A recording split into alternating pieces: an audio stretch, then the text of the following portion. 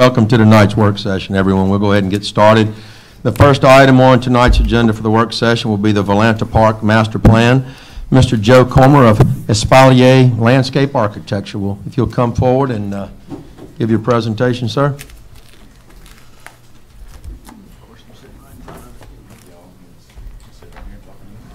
You may, and if you need to get up and walk around, feel free to at your leisure. Show it off for you. Here, I'll meet you.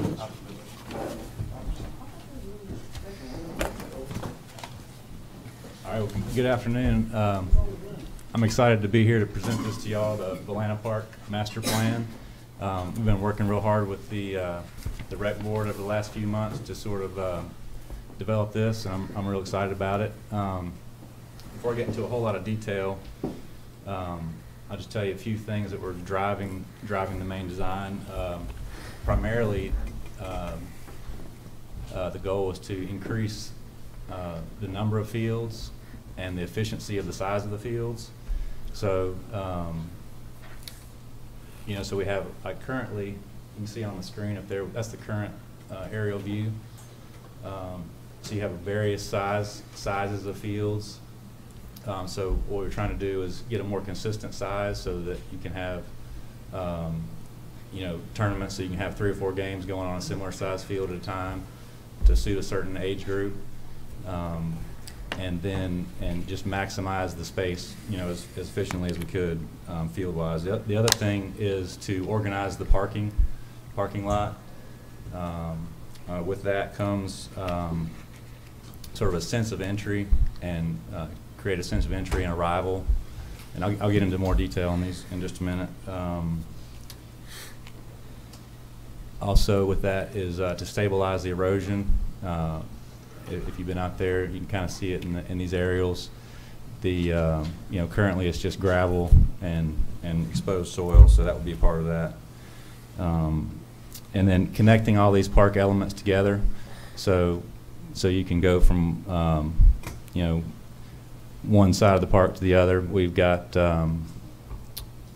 you've got a football hub over by the football fields, and then you have sort of a baseball hub over on the towards the fields here, sort of a baseball hub, and then a football hub. So those are really the 2 primary goals. Let me orient y'all as well before we get too much farther. So obviously you've got Volanta Park. Volanta Drive is along the bottom of the page.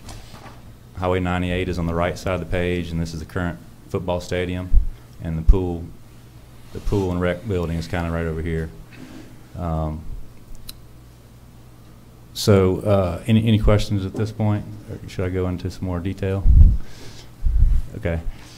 So let's start in this area here. So we've created sort of a fan of these 4 proposed fields. The blue buildings are existing structures, and we're proposing to have an earthen berm sort of created here, like a berm lawn, so you could view out to these fields. And so we've increased the number of fields by 2 fields. And then we've got 4 fields that are 225 feet or more, and the other 4 are about 160 feet. And then you've got the high school is the 9th field. So we went from 7 to 9. You'll notice, well, in the aerial, currently there's a field about right here. So we've taken that field, moved it over into this area, so that you can develop this parking lot. And then let's see, so this field's about the same location, and these 3 fields are the same location. So these 4 will be kind of completely redone, and then adding another field over here, which is where the maintenance facility is now, and the maintenance would kind of slide over here, kind of behind the booster area. Proposing to add some, pitching lanes and batting cages and things kind of in this area. A new concession stand building with, umpire offices and other facilities, and keeping a restroom about here. I also have a restroom out that would stay the same out here in the parking lot. All right, and so to move on to the parking area, we've got sort of a loop drive that would kind of go through the existing current locations of entry here, and then you can see just a fan-shaped parking lot with a totally revamped sort of drop-off. So that was one of the desires of the rec board, was to have a more easily ease of circulation at some drop-off points. So you've got a large drop-off here at the football, what I'll call the football hub, and then you've got a drive-through drop-off at the youth baseball side. The dark patterns in the parking lot and the dark green are kind of indicating some bioswales, or is the dark green, and then the dark brown is indicating pervious pavement. This is very conceptual at this point, but that's just indicating some of those items. The larger board over here is a zoom-in enlargement of this area here, calling that the Pirate Plaza, where you might have your drop-off. You're starting to create a sense of entry with some maybe columns, some flagpoles, some gating type of things, and a large hardscape plaza with some trees and benches and things where you can have a pep rally or whatever, unload and load. A new ticket sales, concessions, restrooms type building that would kind of be on axis. We've kind of got sort of a central axis with some walkways that bring you from the parking lot to this area from each side. And that building is kind of the backdrop point, and then a much larger gated controlled entry into the football fields with some an accessible route and a handicap ramp here coming around. And kind of really being able to control access and ticket sales and things like that at that location.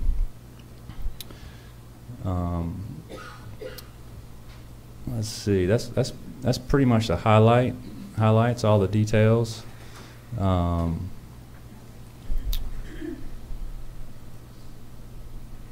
else? So that's a pretty quick run through. I don't know if there's any questions at this point. How long, from start to finish, how long would this transformation take? I couldn't even begin to tell you. This is very, very schematic. I would think it would take probably 6 months to a year. We've talked about how you would stage this or whatever. In my mind, you would kind of attack this area first. Well, we've got, so looking over here, there's currently a field about right here. That's right. Okay, so we'd be splitting that up into two. Mm-hmm. The kids that use that field would probably be using this one. Is that right? Well, you'd probably have to. Yeah, you'd probably have to take. There's two fields right here side by side. Mm-hmm. You'd probably have to take that whole area and sort of start there and do these 4 at one time. Okay. So you would be left with this field, and this field, and then you probably do the parking last, this sort of area last, so this field will still be usable out here. Okay. But they've talked about maybe, there are probably several scenarios, but I don't know if you could take the players and move them to maybe Daphne and work out some kind of schedule where we could use those fields, or it's possible that you could create a situation that you could still use some of these while you build some. Make sure I'm not being critical of this. I think this is No, awesome. yeah. As somebody Sure. who spends 4 or 5 days a week at Good- this park, good. I think this is great, especially the parking. Because if you get there at 5:30 on a weeknight, Right. when the high school's playing a game, you've got to park, on 98 to get in there. So this is phenomenal. Sure. But we've got a lot of kids that play out there. I mean, we've got 13 Right. teams right now in the Peanut League. And so trying to find practice time and space is really hard to do. That's right. And so, as little disturbance as possible. Obviously, it has to be done what has to be done, but that's just.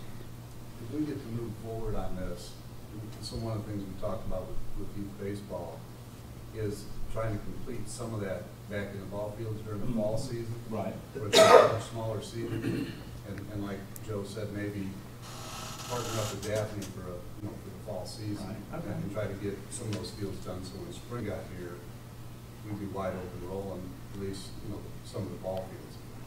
You know, we've still got out at the. Let's try to do this orderly. We can't hear you up here. If y'all going to participate from the audience, you're going to have to come up here and speak. I'm sorry. Even if it's you, Charlie. And that's me. I did that. That was on me.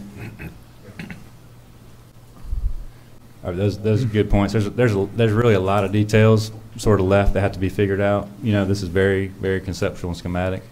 I think it looks great. Let me say one other thing that you kind of reminded me of that I forgot to mention is these sort of larger green circles are all the existing, you know, we've got some really magnificent live oaks out there. Sort of the other goal sort of was this, is to maintain obviously that character of the park and you know. It's kind of, we're talking about a berm, it's got sort of a natural slope. It's a natural right hill there. Anyway. That's right. So the hill kind of is parallel with this row of trees right here. So, you know, we were just proposing to kind of push that out. These black lines here would be retaining walls, and then you've got a long, you know, ramp here and some stairs and stuff. So this would be a graded berm, so you could, you know, have a picnic and watch kids play or whatever. So Joe, I had a few questions. From the parking lot going back to the field houses on the north side of the football field, is that bus access? Is that road still there? Yeah, that. Yes, sir. Right here. Okay, is that still a road? That's still a road. I'm kind of calling that, you know, emergency access / accessible when desired. So you could have some removable bollards. Let me switch to this one. You could have some removable bollards here and here, and if you needed to drive through, you could, but you could also close it off if you wanted to. I just see a situation every football game, those players are gonna be dropped off down there at the field. And then just some pointers. They are gonna be dropped off down there unless we have players in uniforms having to walk back sometimes to the parking lot to get on the bus. And then the other thing that I wanted to ask was, if you talked about the 4 fields that would be maybe constructed first. Sorry, Lisa. The one that's the southernmost field that kind of points this up, that one right there. Yes, you know, I don't know exactly. That's the one with the 225-foot fence on it. Depending on who's playing there, if they hit balls out of that park, they could be hitting it into the public that are sitting between the fields. And if the people at the southernmost field have their back to that field, a little bit of an issue right in there. Yeah, if those people have their backs to that field, worry about a ball hitting them in the back of the head. And then the same thing, we have seen high schoolers hit it into the field that's right center field right there. Right. You don't really see the kids hit it out the other way. I guess it's possible, but we do see that. I don't know if that has changed much. It looks like it's a little bit closer. Yes, sir. This field got slightly smaller just because we kind of rounded this. You know, right now there's kind of a line that cuts this in half, and ideally I think they wanted 360 feet for the high school field, so we extended that slightly. But yeah, if we've got some concerns like that, you know, we may need some netting. This is a pretty good haul. It's a good haul there, but I'm actually thinking also if you hit a ball out in left field, right there, right here somewhere. You know, if you've got if you got kids playing in that area, it's just something to think about. We'll take care of that with netting. Jack, also another way to come in is, of course, bring the buses in with the football players, because we talked about that, from the top of the hill, and bring them in, from that side. I would focus on that. That would be much desired, because I like what you've got going on in the little pirate area there, the ellipse. Love it. I wouldn't want that to be stopped while people are having a pep rally to bring the bus in. Yeah, that's what we thought. We'd bring the buses in from the top side. Okay. And let the kids out behind the stadium on the north end. Comments? I like it. Looks good. I see it done in 2 phases as well. You know, one season, like we've discussed, would be the fields, and the next slow season would be parking area. Yeah, well, the parking is going to be, because right now you're getting on the fields in March, and you're really not coming off until July. Then football's right behind that in August, and you've got football then until hopefully into November, if we make the playoffs. So we've got a very short window to work on those parking lots. Does this I think you answered the question. I think you said that southernmost field is in its existing location. This doesn't impact Yes, the sir. dog park, does it? No, sir, not at all. Okay. Excuse me for that. And it slightly affects the disc golf, but it would be rerouted. Let me say this too. We've kind of left a 100-foot buffer, wooded buffer here around this perimeter. We've got some residential areas here. So there's a few holes of the disc golf that would slide over slightly, but you've still got quite a bit of room there Okay. that they would still play through. And then once again, that same issue that I was concerned with about hitting somebody in the back of the head with a ball, I think that's the old peanut field, and I don't know how many I ever saw sent out of that park. Jay's son may have hit a few out of there, but This one here? to the left, right there. This Yeah, one? see how Yeah, that, like this if one is. you've got fans That's on the right. third base side there, This could be in field's- a little bit of harm's way if you've got some sluggers out there. Yeah, Again, this as you is- suggested, we'll take care of that with netting. Yeah, and these 4 fields would probably be 6 or 8 feet lower than, say, this elevation here. You know, Okay. there's a pretty good drop here, so that would help as well if you couldn't handle it with the net. Leave you with one last thing. I was commissioner in '85. I had about 200 kids in the total league, and now they're about 800. So and you got, I think, one more field now than you had then. So it's really very needed, and we'd appreciate anything One you or can two do to more? help us. Well, 13, y'all lose 13 one? 14, yeah. Did y'all lose a field? We didn't from have the 85? girls softball field, which was what the field on the hill was. Okay. When you say on the hill, you're referring to one, It's The one that's going to be now the the parking lot is this one now. right here. Yeah, you know how dangerous it is Right. with the kids trying to run back and forth through all those cars and the Right. traffic and, yeah. Any other questions? Just, do we have a ballpark cost? I mean, I think it looks fantastic. Y'all worked really hard on it. I'm just curious. I think that's the next step is to develop some kind of cost analysis. Yeah, I think there was money Yeah. was put into this year's budget, or recommended for this year's budget for an engineering study. Okay. Okay. All right, Excellent. thank y'all very much. Thank you. Thanks, sir. Thank you, Charles. Appreciate it. All right. Budget update. Where are we at on the budget? Was anybody ready to pass the budget tonight? Anybody? Not yet. Not yet. We're working. I'm going to just kind of be brief on this. I don't know that we can go through all the minutia. Councilman Brown had put together some numbers at the last meeting, and we came out eventually, if you took the ordinance into account, the ordinance number 1520, we were looking at somewhere around $2 million deficit. Got a little bit of good news on that. That's not exactly the number. We did, well, actually that would be the number if you stuck to the letter of the ordinance and you had to put that money in there.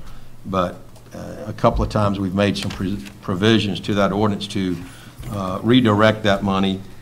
For instance, 2 years ago, we redirected the money to stay in the general fund because we had utilities debt to retire, so we just reduced transfers from utilities to the general fund, and by doing so, we were able to retire about $2 million worth of principal debt in the utilities accounts, and so we just took the $2 million that would have gone to general fund debt prepayment and put it in the general fund for running the city.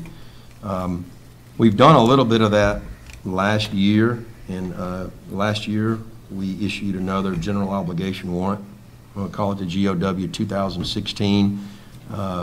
We had originally planned to pay $265,000 this year on that. That was a regularly scheduled payment. We increased that to $1.325 million. So our increase in annual payment is about 1.06, or exactly 1.06 million.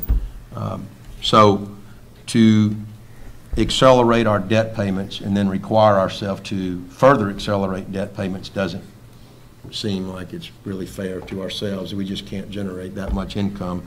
So I believe that we can decrease the amount of that budget perceived or not deficit by about 900,000 right there. So that's on the plus side.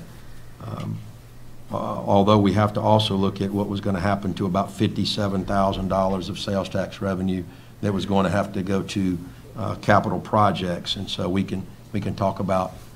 We have great needs there, so we can talk about that. I don't have any details on that right now.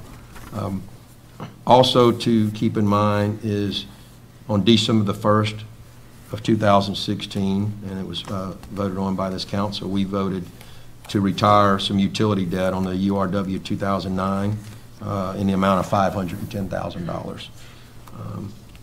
That is not accounted for in the utilities budget, so we'll need to pay attention to that and figure out how we're going to rebalance that with that additional $510,000. It's actually already come out of the utilities funds. So those are kind of the biggies. Councilman Brown and I spent many hours since last Wednesday kind of poring over this. None of it is easy, I can tell you. You know, when we look at ways to reduce expenses, we realize that we're talking about something that the city workers need, or it could be somebody's job or a new job that's been proposed. So Councilman Brown, at last count, we had come up with, and these are just proposed now, we've proposed these to the council, we were at about what, $700,000 or $800,000? Yeah, 890. So if you add that to the 900 at about 1.6, that's about 1.6 million. We're getting close. We're still looking at maybe $300,000 to $400,000 that we think that we need to make in cuts, but it's getting to the very, very difficult stage. But hopefully over the next week, as we carve out time, you know, obviously if we did this full time, we could probably sit down for a solid day or two and come up with some more numbers. But as we have time, we will come up with some further suggestions. And when we have all those suggestions, we'll bring them back to the full council for consideration. What I'll leave out, Councilman Brown. That's about it. You know, like I said, looking through the numbers, maybe later this week we can get together with the mayor and show what we're looking at. And I'm still not clear what you're saying. You need to cut and why. I don't understand what you found in the budget that why you need to cut anything. Okay. Well, we have an ordinance that says that we will spend a 0.5% to debt reduction. We can divert that to whatever we need to do. There was $510,000 in the utilities that we've already paid that wasn't accounted for. We've got 1.6 million, that's annualized now, given that's annualized, but I want to talk about annualized for 34 new positions that have been added, 25 in government, growing our government by 25 employees, and 9 in utilities. And we can simply ignore our ordinances, or we can try to get some of this, you know, spending under control. I think that my personal opinion is that there's an awful lot of spending and it's not sustainable. For instance, if we add on all these employees, everything's the same next year, we'll have a $770,000 deficit. If the revenues were the same, we would have a $770,000 deficit beginning in FY 17-18. Okay. Well, as growth increases, and we are the #1 growing city in the state of Alabama, don't you believe that the budget increases too, both for cost and revenue? I do, but along those lines, we've got a projected revenue increase of 2.7%. That's I agree with that. Being conservative. Yes, I agree. Right. But our expenses grew by 11.4%, and I don't think those two line up. But that also is conservative. You know, that's what I'm saying is I put in more to expenses than I believe it will be to be conservative. I also put in less in revenue to be conservative. You know, the numbers will be what they're going to be, and I also said that what is not taken into account in this budget is the whole presentation that I gave y'all on ways that we'll be saving. So, you know, there's a lot of unknowns. This is just a draft. This is not going to change anything. It's not going to put Fairhope in a tailspin if approved. It is a draft, and that's how it will probably remain, if you will, a draft that is constantly changing. I mean, y'all are in business. If there was outside authority that was preventing you from doing your business, it might not seem like a big deal if you were that outside source, because a month isn't a big deal.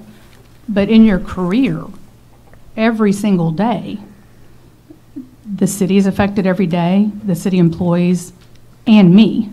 So I know you're busy, and I know that you want to take all the time in the world to micro look at everything, and I think that's good.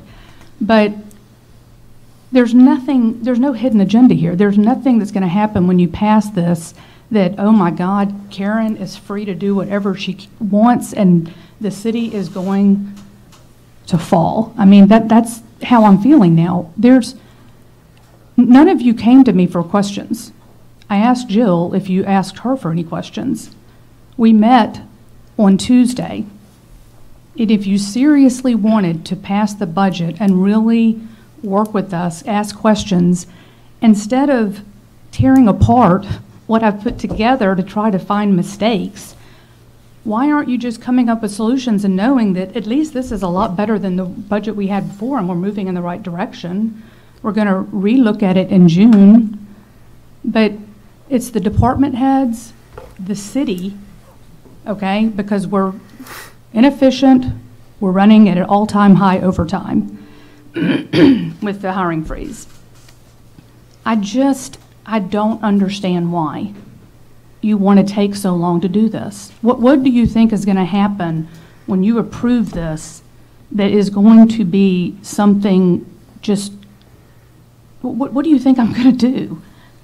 Anybody want to take a stab at that? Yeah, you know, we can look at two different things. We can look at the personnel to begin with, you know, however many new positions or new employees it was, 34 positions in 1 year. I just don't think is sustainable when you say, well, we're going to keep looking at this. It's an increase of 3% for fiscal 2017. Based on what? 3% based on what? Actual 2016 and my budget for 2017 personnel. At 34. How many employees do we have? 285 full-time. A 34 new hires would be over a 10%. Over 15%. Not that they're going to accomplish anything. Never do. This is the, you know, Mayor, I hear you. We don't think you have a hidden I'm not agenda. trying to tear anything there's apart. no stonewalling here. We're just, Do you know that what you're delaying is hurting the city?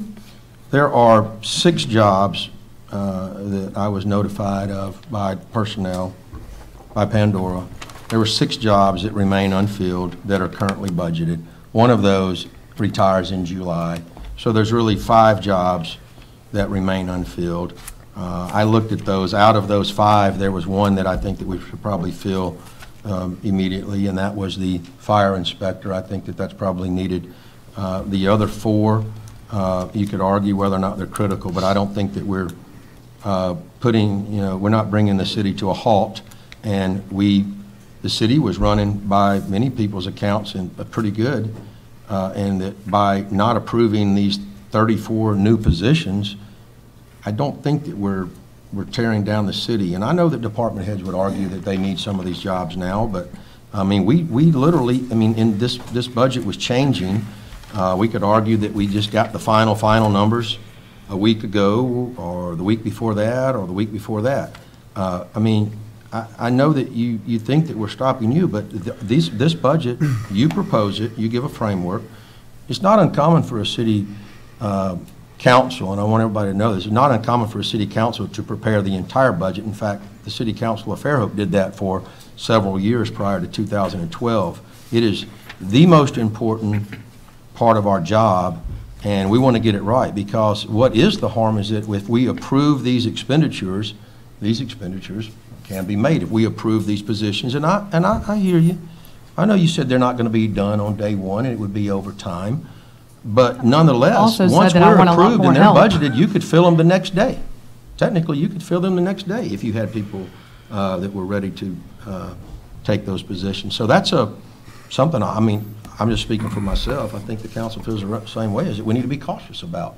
I mean, we have to do our due diligence, and I think that, you know, while the expenditures did not go up that much, and you said that you got closer to reality, I also think that as you get closer to what you actually think you're going to get in revenues or expenses, you don't leave room, you know, we don't get to play with much. I've said it many times. We only get to play with 4 or 5% of the budget, and it wouldn't be uncommon for us to need a 2% contingency for the unknowns. And I hate to keep harping on it, but we had several of them this past year. We had the back of the Civic Center fall off. We had the back of the Rec Center fall off. We had, we've got improvements that we have to make to the clubhouse out at Rock Creek, and none of those are budgeted. All of it, they're not budgeted, but they're in there saying an unknown. I mean, yes, we know we have to do it, but we don't have prices yet. No, but there's none, that's not even in, you know, and those things are not even in the budget. And if you increase revenue projections so much that you have no fat, when that does occur, we're gonna have to go out and borrow money. But that's what I'm saying, is like, you want to wait until you have all of that. This is a snapshot. I mean, do y'all understand that? We want It's to a wait until snapshot. we can find out where we can come up with another, But you know, $1.5 you million. I'm telling y'all. You create every a budget day- for a year, and that's your framework for the year. That You we're can gonna re- look at in You can June. review it every quarter, but so we create these 34, 48, however many employees, what are we going to do when we get to June? Well, revenues are down, time to cut people. Personnel, there are so many other expenses than personnel. I agree. And I also said that y'all need to help bring people to the table for health insurance, if you're just talking about personnel. And you are scheduled, I believe, to look at a presentation along with Blue Cross Blue Shield. I mean, you're looking at personnel, and that's it. And personnel grows with our city. We are increasing our personnel far less than we're increasing our city. Okay? You have to understand that with growth, which we've had an amazing amount of growth, you're going to have more expenses, more personnel being one of them. You're also going to have other revenue. We haven't even looked at our rates and our fees yet. That is not in the budget under revenue. So although it is a conservative amount for revenue, it is absolutely going to be higher than that because we haven't increased anything based on these fees never being increased in a very, very long time. So, I mean, a lot is unknown. It doesn't mean that you wait because, oh, we don't know that figure, or, oh, you don't know that. We work together all the time to tweak it. And guess what? It still will never be perfect. I understand It's a that. tool. Okay. All right. Thank you. Thank you for that input, Mayor. Council members, do you have anything else to say about the budget? Am I incorrect? Is there anyone ready to pass this budget tonight? That's it. Okay. Thank you. All right. So that's kind of a snapshot, and just back to one thing you said, Mayor. We're not looking simply at salaries. We're not. We were. I think we said we had about what, $700,000 or $800,000 in reductions to propose that were not salaries. We're very sensitive to the tools that the people need to get the job done. I still think if you involve me, we can probably come up with a faster solution. Okay. If I'm left in the dark and the only time we talk about it is during meetings, I mean, don't you think that's a little inefficient? Can we, I'd like to come meet with you and talk about these hidden savings that we haven't seen. Hidden savings? I'm not even including them in there. Right, so we'd like to see what they are. They're not hidden. They're actually, you can come up with, any number, whatever are it's they? going to end up being. That will increase our profit margin. This is where we were at the work session last time, and I think we had asked for specifics on those savings, and if hidden or not, can we get something? Does anybody have I not received something? Has anybody received anything that I didn't get? No. Okay, I'll be glad to sit with you, glad to sit with you and see what these I just wanted you are. to see the budget just as is. If you want, we can always come up with a list of things that you can have more and more and more. But I do believe that, and it's not just me, a lot of people believe that y'all are stalling and you really don't have a reason to stall. It would be different if you were calling me all the time for a question here and there. I have not heard from one of you since Tuesday's meeting. And I don't know that Jill has either. Well, I think that what we're going to do is take a stab at it, because me personally, with all due respect, Mayor, I think that if we come to you with anything that we change, we're going to get pushed back on. I don't think it's going to be acceptable to you, no matter what we change. So doing our duty, doing what we've been elected by the citizens to do, is to get these finances in order, and we'll come back with some recommendations to the council, and hopefully we can all agree to it. That's what we were elected to do. Have you ever taken this long to pass a budget? Oh, yes, absolutely. Absolutely, we have. Yes. After you've gotten it in your hands, because you were about to pass the budget that was already in place, and I asked, well, can I just look at it when I take office? No, we had had a couple of small budget deliberations over several weeks, and we were, I think, a long way, but we have taken, honestly, But quite a before bit you of time make to cuts, scrutinize. don't you think you should engage with me before a meeting and the department heads? Because all of us have been working on this. I mean, do you agree that that would be the best way to I'll be do glad it? to sit with you, Mayor. Okay. If you're open-minded to listen to some of our suggestions, that will be very beneficial. And I'll have the list of ways we can save too. That'd be great. Okay. Okay, committee updates. Councilman Boone. We got Harbor Board. Robert in there, I think it's Thursday at 4:30. Wednesday, thank you, Robert. Usually a day ahead, but anyway, we have a Harbor Board meeting to go over some of the issues that we're having. Hopefully we can get together with some of the bid items that we're going to do for the seawall, and also talk about the upcoming lease that's coming for the docks and for the marina itself. That'll be at 4:30 at the library, Wednesday. And thanks again, Robert. Yes, sir. And actually, we had a personnel board meeting, was it Friday? Concerning a termination that was handled, and our next one will be third Thursday, I think, of this month. Are we still having it third Thursday, Pandora? Yes, third Thursday of this month at 7:30 in the Delchamps room. That's all the reports I've got. Okay. Councilman Brown? The Bike and Ped did not have a quorum, and the EAC met last week, and they're starting communication with the principals and the Baldwin County Board of Education about a long-range plan for the Fairhope schools moving forward. Councilman Conyers? Fairhope Environmental Advisory Board meets this Friday at 3 o'clock. They'll be here at Delchamps room. That's all we got to announce right now. Yeah, we've got the rec board meets next week, and then we've also got a recycling meeting coming up. I did miss my tree committee meeting and my tree people in here. I missed it to coach a Little League game. I'm sorry, but you know, had to prioritize, and the 7- and 8-year-olds, I chose them over the tree committee. I'm sorry. I will let you know if there's anything to report. I will talk to the tree committee and we'll let you know. Can I ask you a question, Councilman Robinson? Are you and Councilman Brown are the liaisons to the rec board? We are. Okay. You know, when we went to approve the soccer complex, there were some big changes, and one of the biggest changes was that we literally changed where the entrance was in these fields. So I would just ask all of you, the rec board and the council members, to include the council members so that we can eliminate any need for engineering and re-engineering and that, and just include us all. Let's get all on the same page so that we can save some money. That cost us some time and some money and a little bit of embarrassment as well.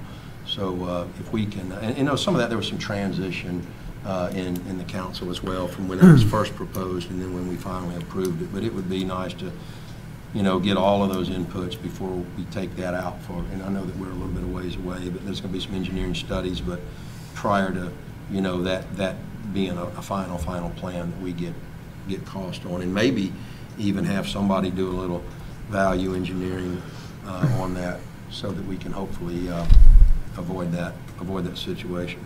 I don't think that should be a problem, you know, since this is an existing complex and the entries are pretty much defined, you know. So well, that was just one example, but I mean, you know, somebody says, I don't want the parking right there, I don't want that sidewalk there. You just little nuances, you never know.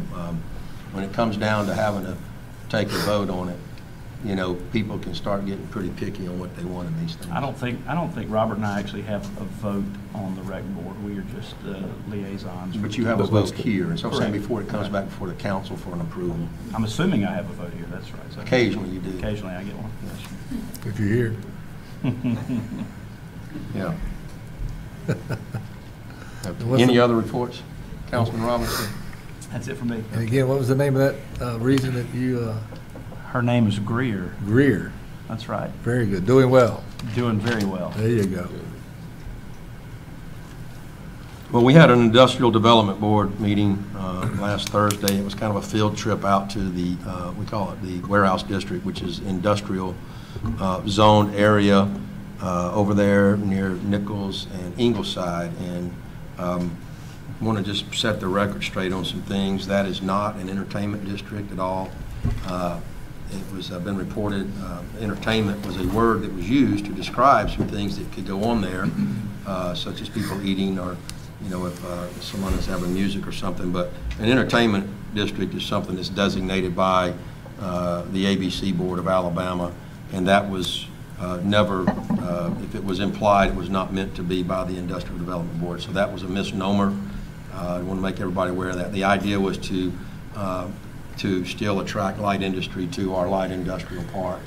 And, you know, that might mean, and this would take money, and it would take, you know, budgeting, and it would take council approval. So it's just it's in its infancy, but to, you know, maybe add sidewalks. There's no sidewalks in that area, but, you know, we need sidewalks everywhere in town, and we realize there's a great need for that. It would also entail letting people know that that it's there. There is, as many of the business owners pointed out, some of that is 100% occupied. So why do we want to draw attention to it? And that's a very good question right there, is to talk to the stakeholders. But then there are some other areas that are maybe not 100% occupied. So anyway, we just want to let people know that we do have a light industrial park. We're not looking for chimney stacks or coal burners out there, but it's we do have that, and we were just trying to draw attention to that by giving it a name. And so I want to set the record straight on that. And the Industrial Development Board did take a walking tour of the west side of that on Thursday. That, anybody else on committee reports? Okay. Department heads, where are we going to start? Can't see. Okay, Shirley, thank you. Actually, we got so much going on that I can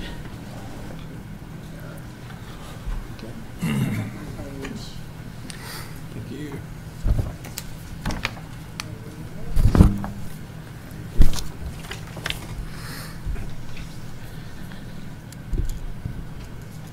I'm not going to read all of that. That's just for you, but we're trying to come up with a format so you can get a report on everything that's happening within the department, because it includes a lot of different areas. But one of the things I did want to say on the heels of the budget conversation is that one of the things I've been doing is looking at our revenue generating assets for potential activities and our assets. So the next council meeting work session, I would like to do a presentation on revenue generation and ideas for ways that we can generate revenue for the city. It's not reflected in the budget, and it's just because it's taken a long time and I haven't been here that long. So, and we have a lot going on. So everything from coming through leases to properties, everything throughout the city. And I won't be the only one participating. There are other parts of the city leadership that will come up and talk about their areas and opportunities. So the big things I want to talk about is just the Easter sunrise service. I think that's important at 6:30 down at the big pier. Everyone's looking forward to that. We have our volunteer dinner happening on the 26th, and I think that's another one people really look forward to. Earth Day, which is a big deal too. We're very active in that. We have a number of people from both Public Works and other areas that have been participating in meetings for a very long time now, and that's happening on the 22nd down by the pier. And then our Baldwin Pops concert series starts kicking off on the 23rd of April. Farmers Market is kicking off on May 4th, and it goes through November 2nd. We are looking for ways to extend the Farmers Market to year-round. Museum has kicked off their walking tours, have been very successful throughout. They're on Saturdays throughout the month of April. Let's see. Just trying to give you the highlights. The museum has had a lot of activities going on, but they have the Satsuma Blossom Festival coming up on April 15th. Golf, we've had 2 very successful tournaments, FIF and the City of Fairhope Employee Tournament. And you can see for yourself the stats on tennis, the Nick Center, and other things. Tom, did you want to say anything about facilities? So I am going to let, if Tom has updates to give you separately about recreation facilities, I think he should do that, but you can see some of the high points in the report too. Do you want to talk about Special Olympics? Yeah, Special Olympics, we had it a week ago, Friday, the 24th, and every school in the Baldwin County area had teams participate in it. There's no real numbers of participants or spectators, but it continues to go every year, and it's just kind of a big feather in the cap for Fairhope, I think. And we fight real hard to hang on to that. Tennis, the new courts have been a big hit. They're busy 6-7 days a week if you go out by there. So far since we've opened, they've sold 121 memberships there at the tennis center. There's 8 of them that have been added on to their rec center memberships, and they've sold nearly 5,000 day passes to get on those courts. I mean, those things are wide open all the time. He just recently, over the last weekend, they hosted an adult tournament. 55 players showed up, and they've got a lot more on the schedule coming up. The new soccer complex is being used, 4 to 5 days a week, heavily used. Everything looks real good out there. The concession stand is real near completion. I hope maybe even this week. And that's all I've got. Thank you. The only other thing I wanted to say is the State of the City will be coming up on May 9th. And I'll be sending some strategic priorities out to the council again to review. Part of my job description is looking at strategic planning within the city, and that's part of it. So I want to send those out and get input back from you if you have anything to add to it or any changes to be made before the State of the City, because we'll be sharing them broadly. That's it. Tom, I got a question for you on the soccer complex. I had a complaint from a resident out there who happened to be a friend of mine, so I didn't forward it to you. The lights, they say that the light, first of all, let me say the compliment, they say those lights go down right, they don't even cross the road, they don't even cross Manley. So those people are really thrilled about that, nice. The Musco lighting. But they have complained that they will go by there late at night and there's not a soul in the park and the lights are on. I've got them set on a schedule to go off at 8:30. They're on Tuesday, Wednesday, and Thursday evenings. They come on at 6:30 and off at 8:30. And normally, one of the league officials will call me if they're leaving out the gate early, 7:15, 7:30, and I have an app on the phone where I turn them off. So. Okay, I'll check that time that he sent me that message. He gave me the time that they were on. They were late. I want to say like 10 o'clock, but there was nobody there. If they were on at 10 o'clock, it was on a Friday night. We could go Friday when we had some college teams over there giving some exhibition. That's the latest they've been on. I'll just get with you offline But yeah, on get that. with me. Okay, so you can just do it from your phone. Yeah, and I've got a schedule, and It's all set up, go off at 8:30. And they've been real good about calling me if they're leaving early, so. Excellent. That probably was isolated. Thank you. All right, who's next? What order are we going in over here? Wherever you see. Robert? I see you. No, I don't have anything. Dan? Oh, Wayne? Are you resting up for the big event tonight?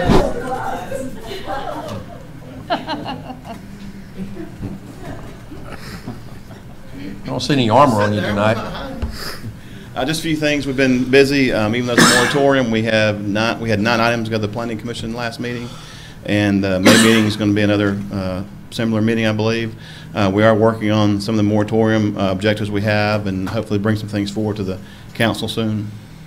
Other than that, just been moving along. We hope to have a planner in place by hopefully early part of May or late April, hopefully, and so that'll be a big help to us as well. But it has been busy, but we're still moving along. Okay. Thank you. Dan? Ames?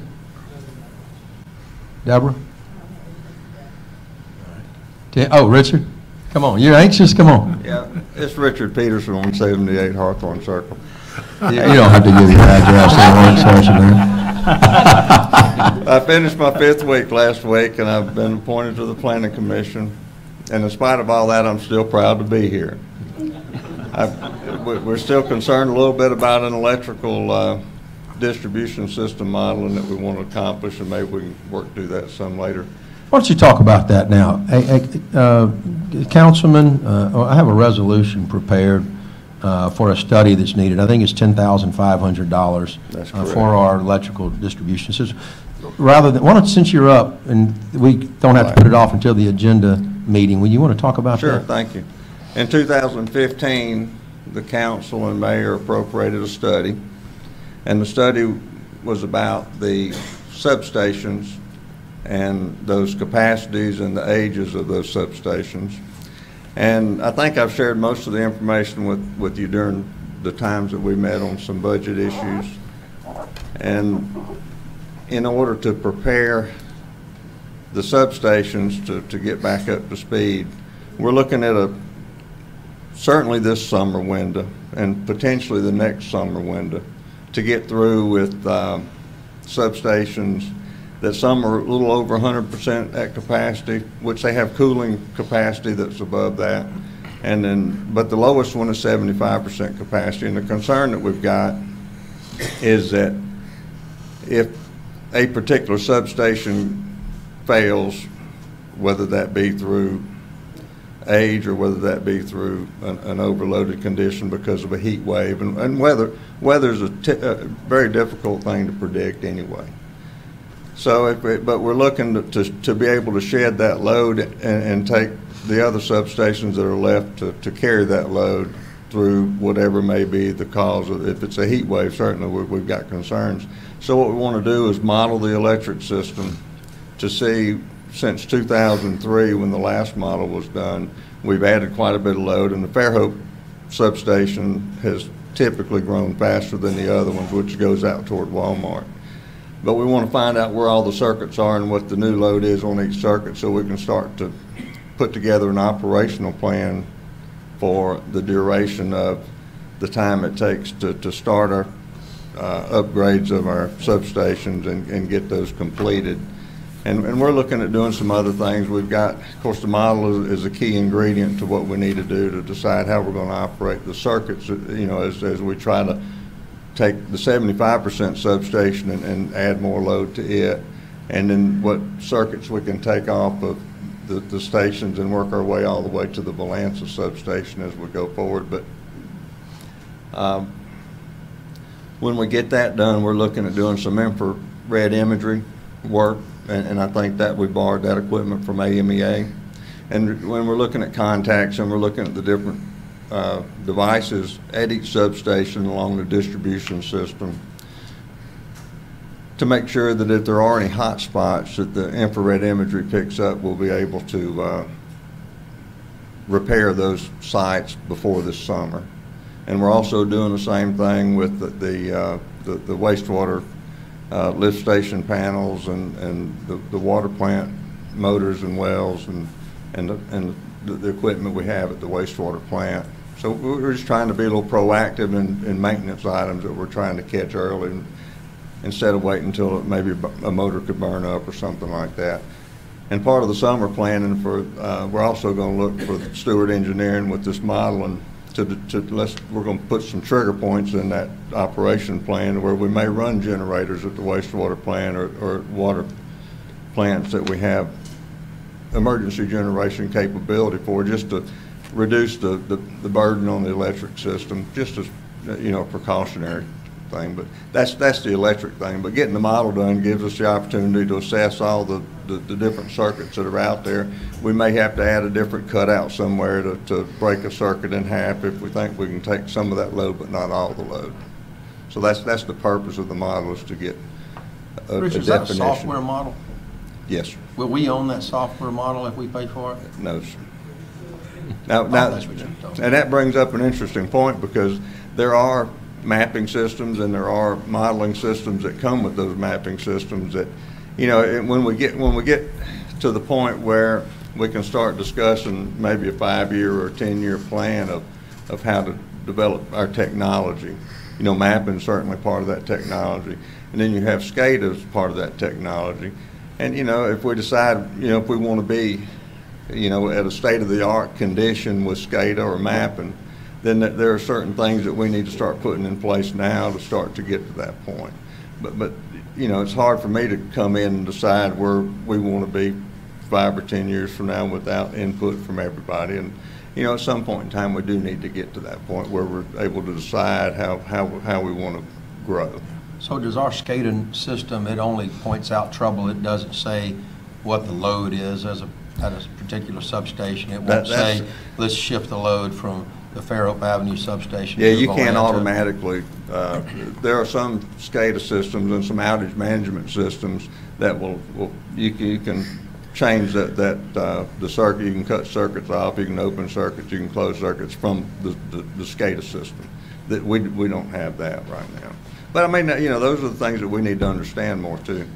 The other thing I want to mention while I'm up here is the Baldwin County Sewer Agreement that'll end in July. Of course, we sent a letter in December just letting them know that the agreement's going to terminate.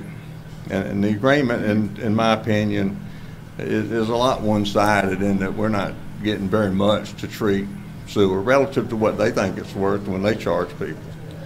And the system that we installed actually back 12 years ago is a system that they bought from us. And since the agreement expires, the connection to their closest available capacity is on the other side of Fish River. That's gotten people in Marlow stirred up. They don't want anybody to board the river. And so we've sent them a letter saying that we'd like to consider or have an option to get the system back. We think the customers, we can serve the customers better with what we're doing now. That they've since responded that they don't want to sell the system back to us, that they just want to work on a negotiable price. So we hope to get together. Kevin's been aware, I've been sending him emails on all the correspondence. We're going to try to get a meeting sometime late this week to decide how we want to respond to their latest response. So if anybody wants to be involved in that, I'll be happy to. I might let Kevin know, or if you let Kevin know, Kevin, I'll let everybody know. That'd be perfect. And I am getting every email. Sir? I said I am getting every email. I don't know if I should email you back and say, okay, or let you know I got it, but I do have it. Okay. It's any night but Wednesday night, right? Don't you have a meeting Wednesday already? Oh, at 4:30. 4:30. We'll try to not you can fit in after or conflict before. with that one. Yeah, Anyway. any day but Wednesday. Anybody have any questions? Can I? Questions? Thank you. Thank you. I want to add on to the budget discussion. When Richard came up, I left out something major that I wanted to mention to the council, and that was on the infrastructure projects that we need to undertake, and one being the substation upgrades, the second being the gas line replacements, water tower painting, and then just generically sewer capacity issues and putting some monies in the budget for that. So I tasked myself with trying to come up with a plan for how we could pay for that and not incur so much debt. And I actually am pretty far along with that. I had hoped to have that tonight, but it's all in spreadsheet format right now. And I promise you, you don't want to look at that spreadsheet because it's pretty nasty. But I will try to put that into some bar charts or some pie charts or something that's legible to everybody, and then I'll also give you the spreadsheet version. But there's a lot of detail in it and a lot of information that I need, so it's taken a little while to wade through all that. But I am probably 90% done with that, and I'll get that to you. I'll just send that to everyone when I finish that as a proposal. And those will also be subject to changes because you can't put just, you know, firm fixed prices on all of that stuff. A lot of that is a little bit, you know, of a guess, but some of it's pretty accurate. Some of our estimates for the utilities upgrades, the gas line replacement, we got a pretty good estimate, and the substation upgrades, and the water tower painting. So, Just for the audience, could you say kind of ballpark what that total price is? Not necessarily. Yeah, it was standing around 15.4 million by the time I finished adding things up. 9 million, I believe, for electrical, 4.5 for sewer, 1 for water tower, and then I think I sprinkled in about 125,000 a year for 4 or 5 years for sewer and also for additional water upgrades. So it was 4.5 for gas or for the sewer? He said sewer, he meant gas. And I say sewer, I say that a lot. I meant gas. It's all in pipes. Sewer's a little low, not that much. 4.5. Okay. Any other questions on that? Okay. Where are we on department heads? Tim? Okay. Pandora? Ed? Is Chief Ellis here? Yes, right here. He's not your report. I see. All right. Anything, Chris? No, sir. Okay. Anybody else in the back? Anybody else over here? Chief? We're good. Okay. Joe? Well, Okay. Bobby? I would like to say that the Fairhope High School girls were in second place at County Park in Birmingham. Virginia Green shot 61. 61? Good job, Virginia. Yeah, she was at the wrong tournament this weekend. 1 over, 18 was 3 over, and 4 shots behind Spain Park. So hopefully we'll bring back the trophies and get ready to go to state. I want to brag on her another minute. I ran into her parents Saturday, and her parents, Marie and Kevin Green, informed me that now Virginia Green, who's a senior at Fairhope High School, has broken into the top 10 junior golfers in the world. And she is one of only 2 Americans that are in the top 10. Most of the girls now in the top 10 are Asian girls. A lot of Koreans are really big into women's golf, and so, but she is one of 2 Americans in the top 10 in the world. That was pretty amazing. She probably has an agent. A lot of people asking that question, though. Well, she's amateur. So anyway, she will be going, for those of you that wonder, she'll be going to Vanderbilt on a golf scholarship this next year. Who would I leave out there? Anyone else? Chief Pettis, I mentioned this, I'll bring this up real quick too. I noticed on First Friday Art Walk, which was phenomenal, by the way, Friday night, and it was just the best weather we could have, was it? And I went down to De La Mar, and there were barricades on De La Mar on either end, and probably, and rightfully so, that street should be closed for the walkers there. But this council needs to pass a resolution to close those streets on First Friday night from such and such time to such and such time, because truthfully, anything that is a street closure has to be approved by the council. So I would ask if everybody's in agreement with that, I would just ask the clerk, maybe for the next agenda, to put together a quick resolution that says that, you know, what times. Mayor, can you give us a time we should close that street down? If you want to prepare for it, people don't start coming out till 6. So Just right before 6. 6 to, you'll call it 6 to 10, 6 to 9, I mean, then it dies out at 8, so maybe, 6 to 9, maybe? yeah. It's usually about 8 o'clock, everything's kind of It's pretty going down. short Time lived. would be fine, that would get everybody out of town. 6 to 8? Would it be just Delamar, or would it be some of the other streets right there? Well, that's the only one that's being closed as I know of right now. That, we can always append that. Delamar, we have bands on it from time to time, people playing music, and all the kids congregate there because of the ice cream parlor and so much going on in that area. So this is something been going on about a year and a half. I know some of the councilmen been down there because I did talk with Funky today, and he said he's seen most of all the councilmen downtown, and they know it's been, and you did call me about it. Yeah. I just wanted to, we should just get it as, it should be a matter of record there. Okay. All right, let's move into the agenda real quick. I know that everybody's just itching to talk about item number 5.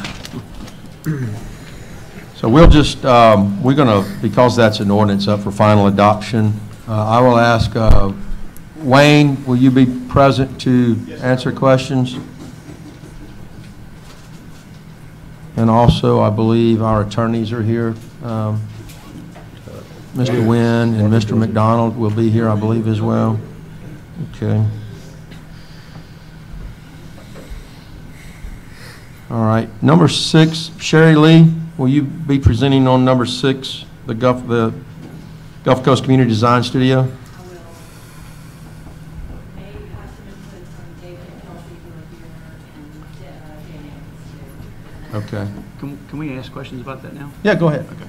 This is really, Todd, I'm going to put you on the spot. Talking to you. If I'm wrong, and I hope I am, then my vote would be really easy. But if I'm right, then I think that kind of changes the dynamic a little bit. If we, my understanding is that the action plan, the majority of that is outside the city limits. Is that right, Sherry Lee?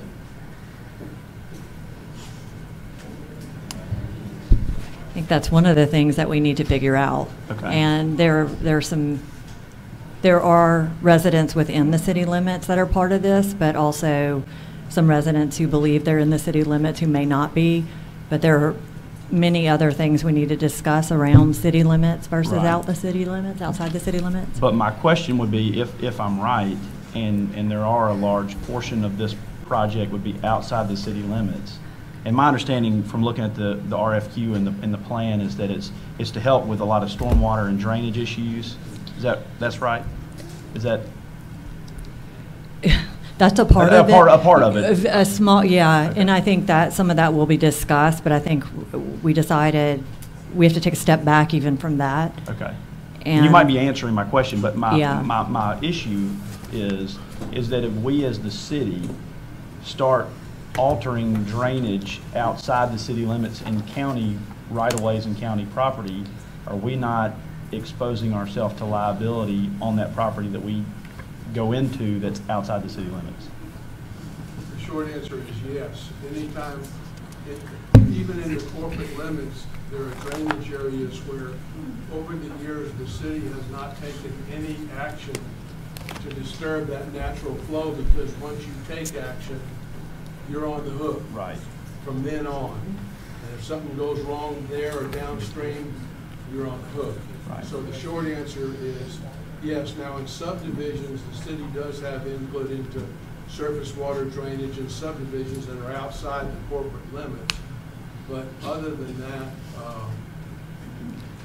the policy in the past has been to not disturb natural water flow because you assume the liability. Right, and that's, I apologize for being a lawyer, but that's where my brain goes when I see, just because I know that when, like Todd said, when you alter a waterway or water distribution, then you are obligating yourself to the liability that you otherwise would not have. And no need to apologize. As you know, I'm married to a lawyer, That's so right, I'm that's right. So totally you used to this. sympathize with Sympathize. But you know, my thought would be, and thank you for replying to my email, but Sure. my thought, based on your email, we're initiating getting the ball rolling and then planning on trying to get with the county after we kind of get it started, Yeah.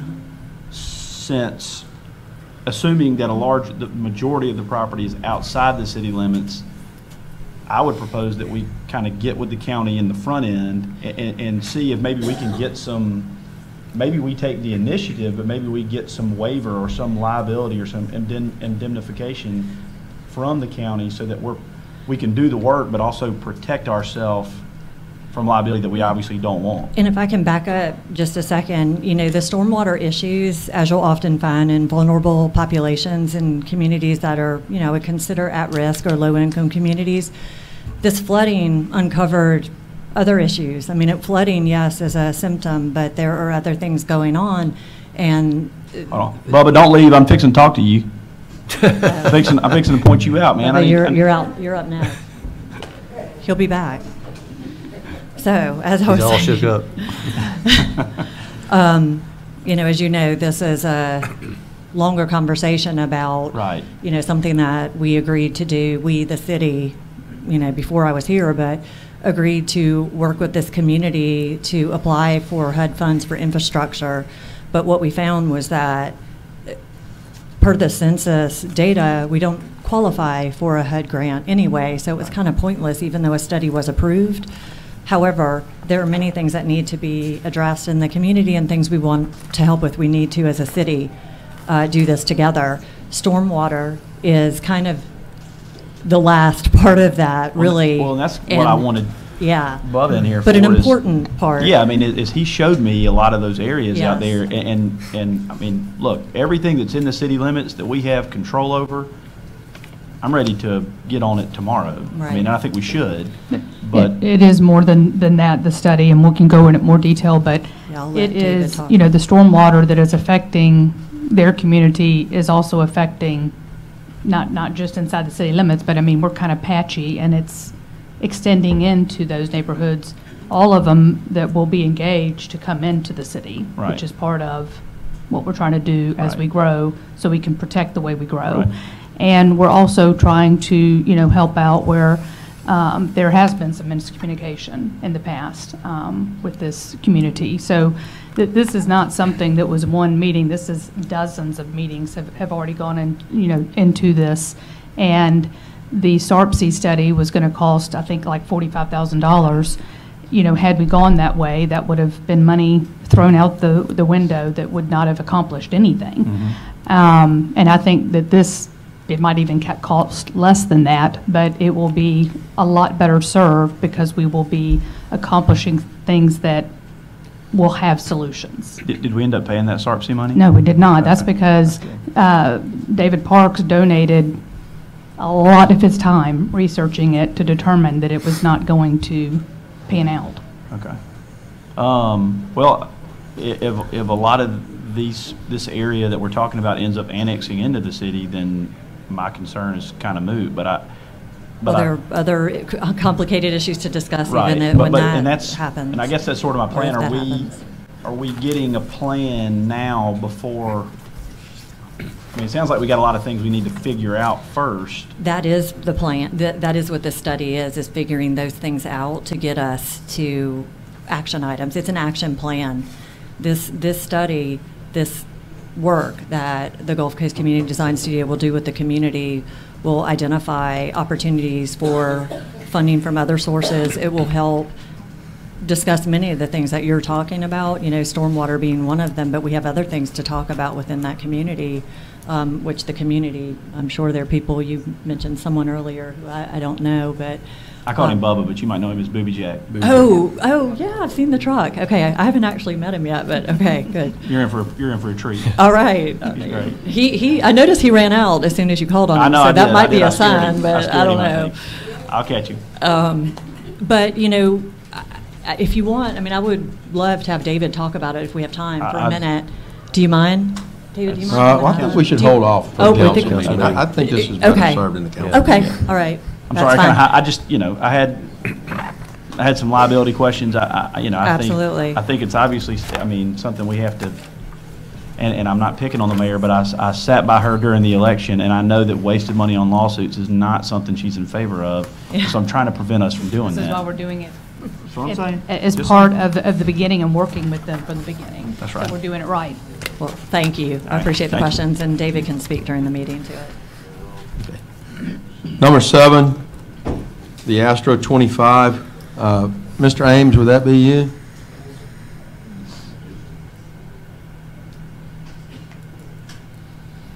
Okay, number 8. I think we can skip that. Okay, let's adjourn. We don't need to talk about that. We can adjourn, and let's be back here promptly a minute or two before 6.